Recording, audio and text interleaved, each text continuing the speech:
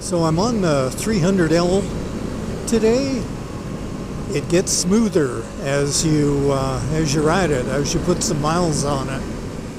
So I've got about, what have I got? 1,462 kilometers on the CRF300L now.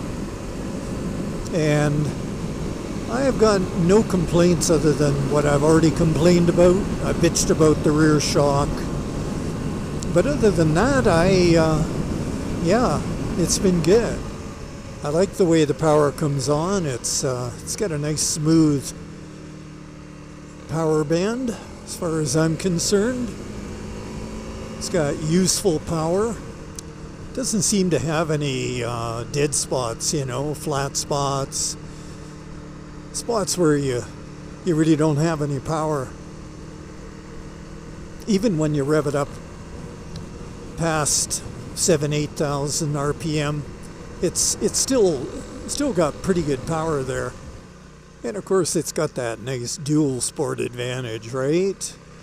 Comfortable on bumpy roads, in other words, where other bikes would be a little jarring. This just smooths it all out. Gives you a nice high perch to see traffic, so it's great in the city. It's pretty good on gas. I calculate gas in miles per imperial gallon. It gives me a consistent 83 miles per US or per imperial gallon. It started off a little less, and then as it got broke in, it increased. It was in the 70s, and then it went in the 80s. So I don't know whether it's still increasing. Maybe I'll get even better down the line. I don't know. But that's pretty good. I'm happy with that. It's got a pretty good top end, though that's not what you buy a bike like this for. But I did a top speed run. Maybe I'll put the link in the upper right corner here. And I think I got 144 kilometers per hour, something like that. But like I say, that's not why you buy a bike like this. You don't need to be going 144 kilometers per hour on this. You don't really even want to go over, let's say, 120 on a bike like this. It's not what it's built for. It's not comfortable at those speeds. But it's good up till about 120, It's handles fine up till then. And it's got decent acceleration. Maybe I'll show you.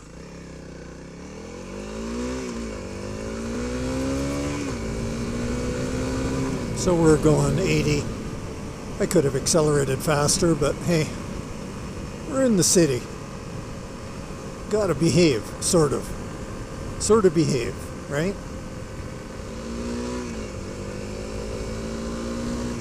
Another thing I like about the bike is the transmission. Just so typically Honda smooth in that slipper clutch with such a light pull. What a joy that is. I mean, you could clutch this thing all day and not have tired hands. So when I first got the bike, I thought, man, the front brake isn't so bad, but the rear brake is almost non-existent. But I bedded them in and, tried to do it the proper way, and after a little while, they did get better, and now I don't have any problem with them. The brakes are fine.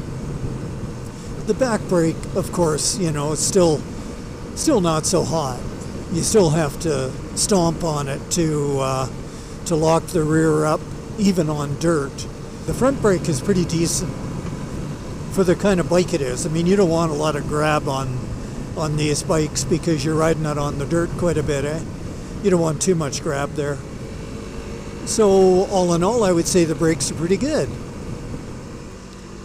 So I've talked about suspension before, but in a nutshell now, for people who are just commuting on this bike and maybe taking it on some Forest Service roads or some easy trails, that sort of thing, then it's fine.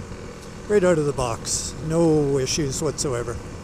But if you demand a little bit more or want a little bit more, then yeah, the rear shock should be replaced, I think.